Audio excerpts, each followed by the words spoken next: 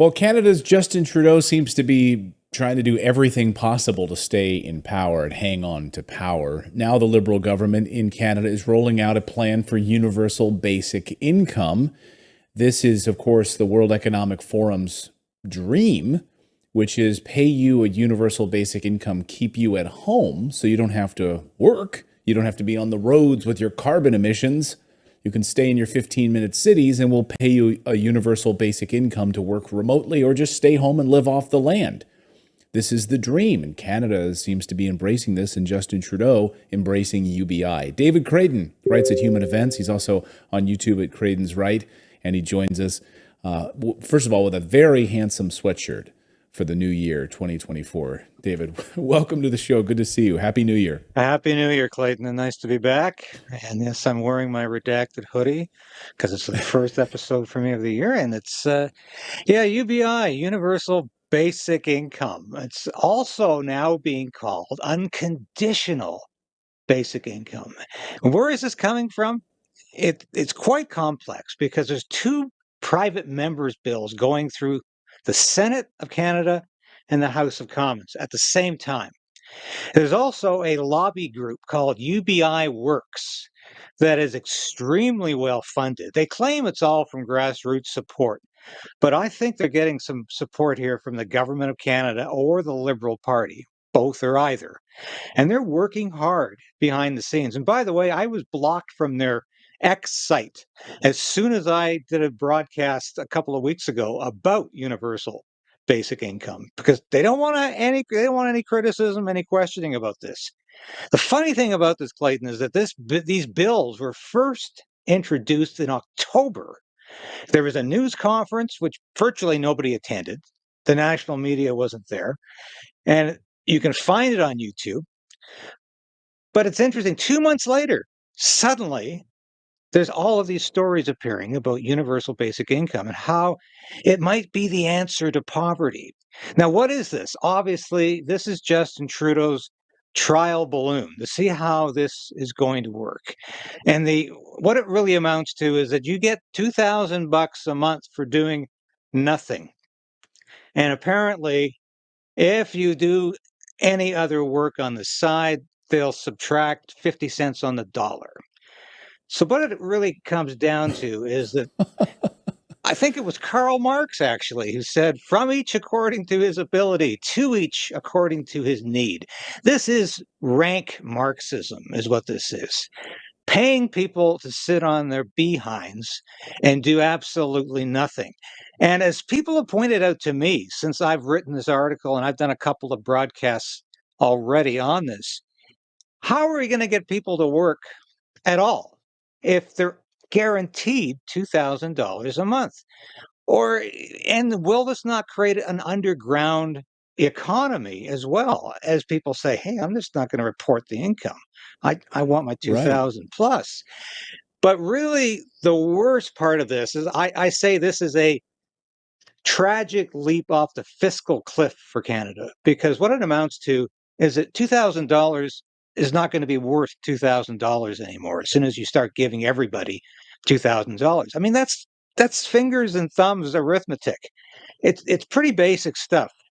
If everybody has $2,000, then nobody has $2,000 anymore, and it's going to devalue the Canadian currency.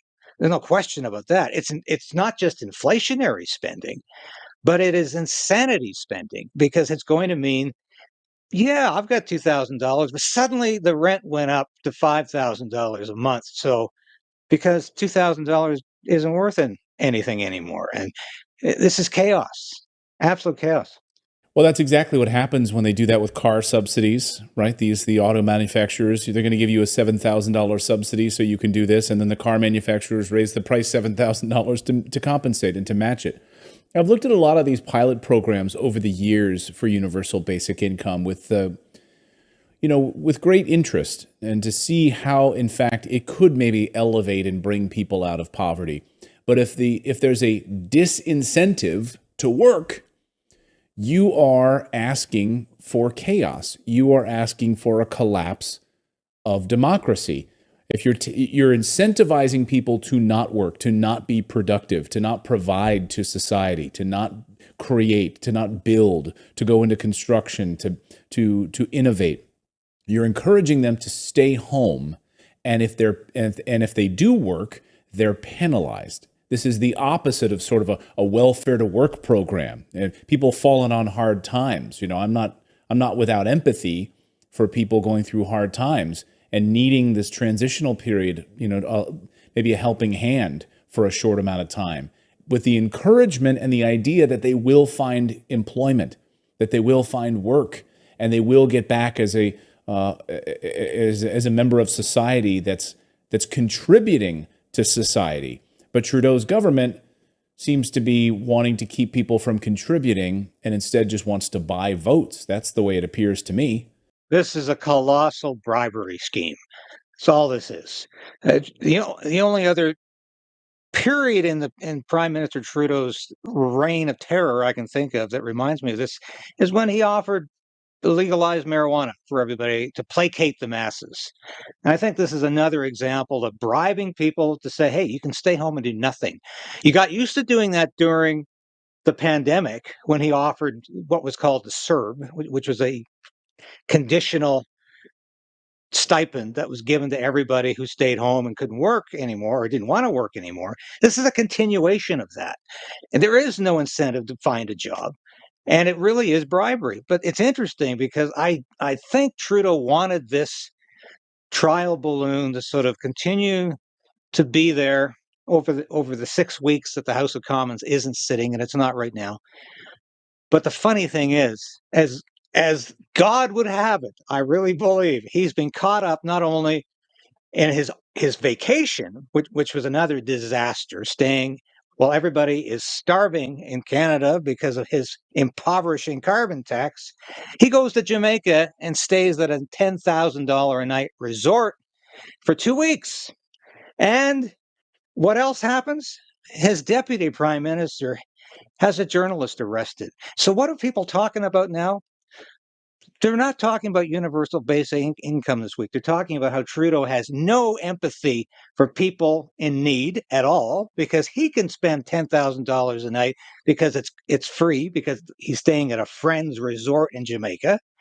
And his deputy prime minister can have journalists arrested for asking the wrong questions. So that now is what people are talking about in Canada.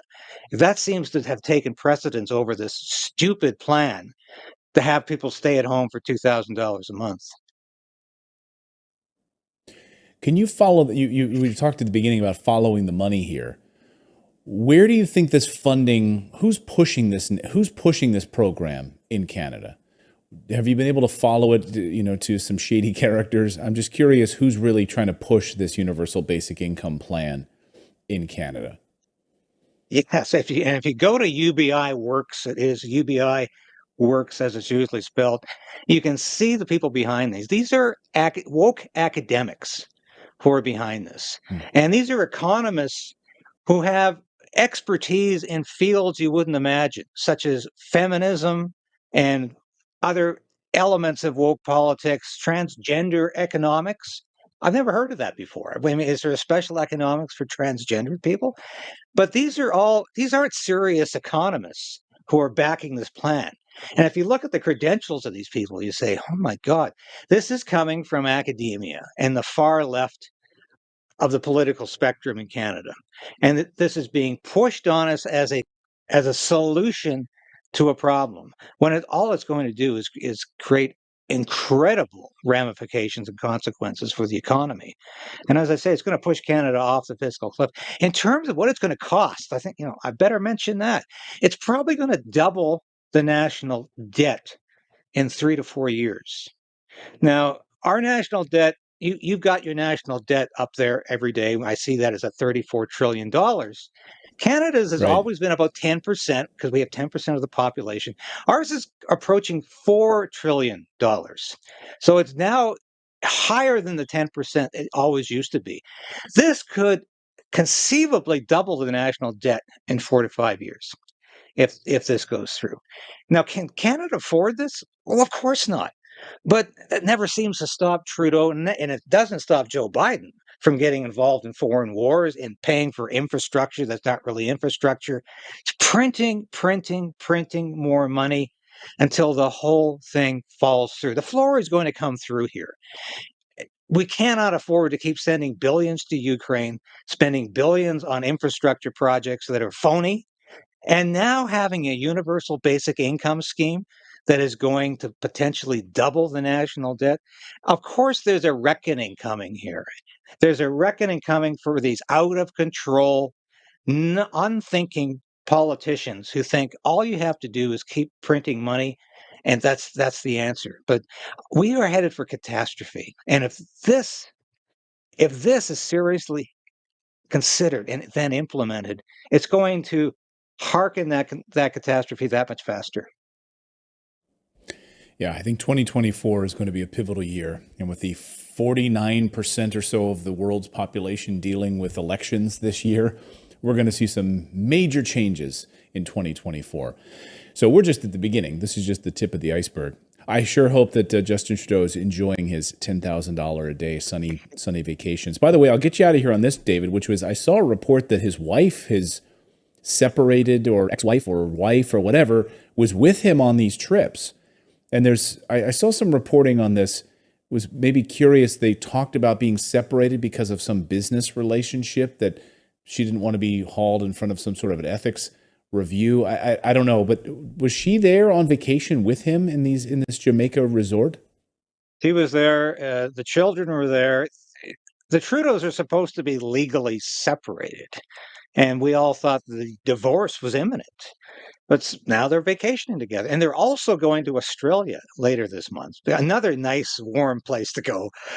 And I don't know where he's Right. staying there, but believe me, I want to find out where he's staying there, because once again, he is up to no good on. And every time he leaves the country, he's a massive embarrassment, especially if he goes to India.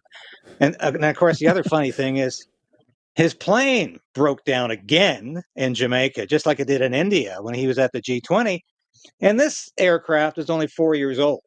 So it's a Challenger, a Canadian Armed Forces Challenger jet, which he flies around the world with, increasing his carbon footprint every time he does. But it broke down. And of course, that just confounded the misery index for this whole trip. Not just for his family, but for Canadians who are saying, what is this guy up to? It's happening every time he goes away. So It is embarrassing. It's the plane's falling apart while his country's falling apart back home. David, great to see you. Great to see you here in 2024. Welcome to the new year. Handsome sweatshirt, as always. Really appreciate you joining us. Thanks so much, David. thank you so much, Clayton. Thanks so much, David. Great to see you. Hi, this is David Crayden from Crayden's Right and Stand on Guard. Join the resistance. Resolve to resist. Become a member of this station. I've been practicing journalism in one form or another for over 30 years. I've worked in print, radio, and television for a lot of prestigious publications and media outlets. I was an Armed Forces Public Affairs officer. I worked on Parliament Hill. I know how Ottawa works, and I know how corrupt federal government can be. But you can play a part in opposing Justin Trudeau's government and Justin Trudeau's plans for Canada. You can become a part of the KRAYDEN'S Right resistance. Now, I urge you today, please support this station in any way you can. Ring that bell, subscribe, because that ensures you're at least going to continue to be able to watch these episodes. You'll beat the algorithm. But more importantly, I need your financial support.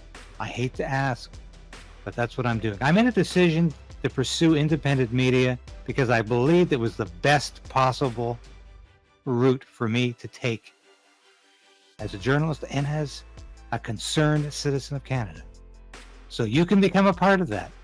And at only $5, you can become a part of that on YouTube, on Substack, and with Buy Me a Coffee, a one-time donation.